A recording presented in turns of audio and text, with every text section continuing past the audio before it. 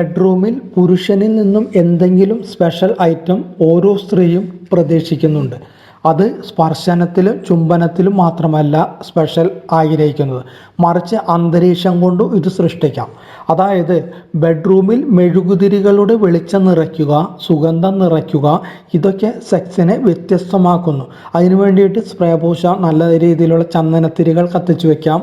അതുകൂടാതെ ഭംഗിയുള്ള അടിവസ്ത്രം സമ്മാനിക്കുകയും ബെഡ്റൂമിൽ അതണിയാൻ അവളോട് ആവശ്യപ്പെടുകയും ചെയ്യാം. അവൾക്ക് ഇഷ്ടപ്പെട്ട മണമുള്ള ബോഡി സ്പ്രേ സമ്മാനിക്കുകയും അത് അവളുടെ ശരീരത്തിൽ സ്വയം പുരട്ടി കൊടുക്കുകയും ചെയ്യണം. ഇങ്ങനെ നിങ്ങളുടെ മനസ്സിൽ തോന്നുന്ന വികാരങ്ങൾ സ്പെഷ്യൽ ഐറ്റമായി മാറ്റിയെടുക്കണം. തങ്ങളുടെ ശരീരത്തിലേക്ക് പുരുഷൻ്റെ കണ്ണുകൾ ഫോക്കസ് ചെയ്യാൻ സ്ത്രീ ആഗ്രഹിക്കുന്നു. സ്ത്രീ ശരീരത്തിൻ്റെ ഓരോ അണുവും കണ്ണുകൾ കൊണ്ട് കവർന്നെടുക്കാൻ തൻ്റെ പുരുഷൻ ശ്രദ്ധിക്കണം. കണ്ണുകൾ ഫോക്കസ് ചെയ്യുന്നതിലൂടെയും സ്പെഷ്യൽ ഐറ്റം ഒരുക്കാം. ഏറ്റവും മനോഹരമായ ഭാഗം ഏതാണോ അവിടെ നിങ്ങളുടെ കണ്ണുകൾ കൂടുതൽ നേരം ഫോക്കസ് ചെയ്യുക. ശരീരത്തെക്കുറിച്ചുള്ള ആത്മവിശ്വാസം സ്ത്രീയിലുണ്ടാക്കാൻ ഇത് സഹായിക്കുന്നതാണ്. ശരീരത്തിൻ്റെ ഓരോ ഭാഗത്തും ചുംബനമർപ്പിക്കുക, അദനസുരതം നടത്തുക, ഇതൊക്കെ സ്ത്രീ ശരീരത്തെ ഭോഗസന്നദ്ധമാക്കും. രതിമൂർച്ചയ്ക്ക് ശേഷം പുരുഷൻ്റെ ശരീരത്തിൽ നിരവധി കെമിക്കലുകൾ ഉൽപ്പാദിപ്പിക്കപ്പെടുന്നുണ്ട്, കൂടാതെ സ്ത്രീയുടെ ശരീരത്തിലും. അത് കാരണം പുരുഷന് ഉറങ്ങാനുള്ള ഒരു പ്രവണത ഉണ്ടാകുന്നു. എന്നാൽ കാര്യം കഴിഞ്ഞതിന് ശേഷം കിടന്നുറങ്ങാതെ അവളെ ലാളിക്കുക. രതിമൂർച്ചയിൽ എത്തിയ സ്ത്രീയുടെ ശിരസിൽ മെല്ലെ തഴുകണം, മുടിയിൽ മെല്ലെ തലോടിക്കൊണ്ടിരിക്കണം. രതിമൂർച്ച അപൂർവമായൊരു അനുഭവമാക്കാനുള്ള ഒരു ടെക്നിക്കാണ് ഇത്. കൂടാതെ സെക്സിൻ്റെ ക്ലൈമാക്സ് എന്ന് പറയുന്നത് രതിമൂർച്ചയാണ്. അത് പുരുഷൻ്റെയും സ്ത്രീയുടെയും അവകാശമാണ്. ഇരുവർക്കും രതിമൂർച്ച ലഭിക്കുന്നതും അതിൻ്റെ നിർവൃതിയിൽ പരസ്പരമുള്ള ലാളനകളുമാണ് ദാമ്പത്യ ബന്ധത്തെ കൂടുതൽ ദൃഢമാക്കുന്നത്. എന്നാൽ എല്ലാ ബന്ധപ്പെടലുകളിലും രതിമൂർച്ച ഉറപ്പാക്കാൻ ദമ്പതികൾക്ക് കഴിയുന്നുണ്ടോ എന്നുള്ളത് വളരെ സംശയമാണ്. പെട്ടെന്ന് ചെയ്തു തീർക്കുന്ന ഒരു ജോലിയായി പലർക്കും ലൈംഗിക ബന്ധം മാറിയതാണ് വിവാഹമോചനങ്ങളും കുടുംബ ബന്ധങ്ങളിലെ ദൃഢതയില്ലായ്മകളും അസ്വാരസ്യങ്ങളും വർദ്ധിക്കാൻ പോലും കാരണം.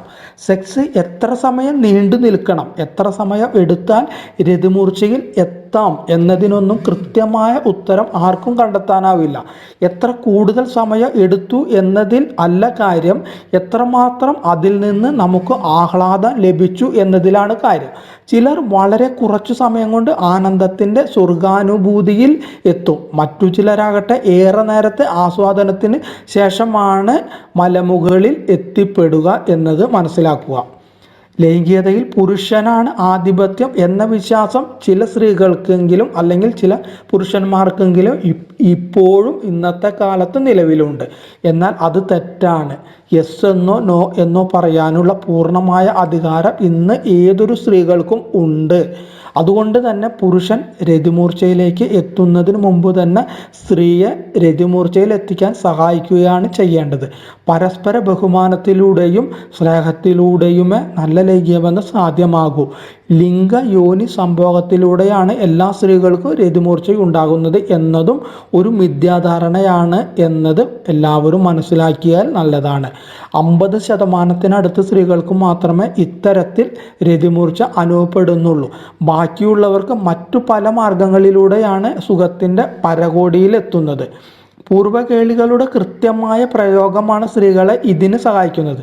ലിംഗപ്രവേശത്തിന് മുമ്പ് പൂർവ്വകേളികൾക്ക് സമയം കണ്ടെത്തുക, അതായത് പൂർവ്വകേളി എന്ന് പറഞ്ഞാൽ ഫോർപ്ലേ, അതിലാണ് വിജയകരമായ സെക്സിന് ഏറ്റവും ആവശ്യമുള്ളത്. ഓരോ ബന്ധപ്പെടലിന് മുമ്പ് ഏകദേശം 10 അല്ലെങ്കിൽ 15 മിനിറ്റ് വരെ പൂർവ്വകേളി നടത്തുന്നതിലൂടെ സുഖം ഇരട്ടിയാക്കാൻ സാധിക്കുന്നു. അതുകൂടാതെ ലിംഗപ്രവേശം എപ്പോൾ വേണമെന്ന് തീരുമാനിക്കാനുള്ള അധികാരം സ്ത്രീകൾക്ക് വിട്ടുകൊടുക്കുന്നതിനാണ് നല്ല പുരുഷന്മാർ ചെയ്യേണ്ടത്. സ്തനഞ്ഞെട്ടുകൾ വലുതാകുന്നതും യോനിയിൽ നനവും അവൾ ശാരീരികമായി തയ്യാറെടുത്തു കഴിഞ്ഞു എന്നതിൻ്റെ സൂചനയായി മനസ്സിലാക്കാം. എങ്കിലും ലിംഗപ്രവേശനത്തിന് മാനസികമായി തയ്യാറെടുപ്പും ആവശ്യമാണ്. അതുകൊണ്ടു തന്നെ സ്ത്രീ സിഗ്നൽ നൽകിയതിന് ശേഷം ലിംഗം പ്രവേശിക്കുന്നത് സുഖകരമായ കേളി സാധ്യമാക്കുന്നു. ലിംഗപ്രവേശനത്തിന് ശേഷം പുരുഷൻ ആവേശത്തിന് അടിമപ്പെടാൻ സാധ്യതയുണ്ട്. സ്ത്രീക്ക് സന്തോഷം ലഭിക്കുന്നുണ്ടോ എന്ന് മനസ്സിലാക്കി വേണം സെക്സ് മുന്നോട്ട് കൊണ്ടുപോകാൻ. അവൾക്ക് രതിമൂർച്ച അനുഭവപ്പെടുന്നതിന് മുമ്പേ തന്നെ തനിക്ക് സ്ഖലനം സംഭവിക്കും എന്ന് തോന്നുകയാണെങ്കിൽ അതിനിട നൽകാതെ ലിംഗം യോനിയിൽ നിന്ന് പുറത്തെടുക്കണം.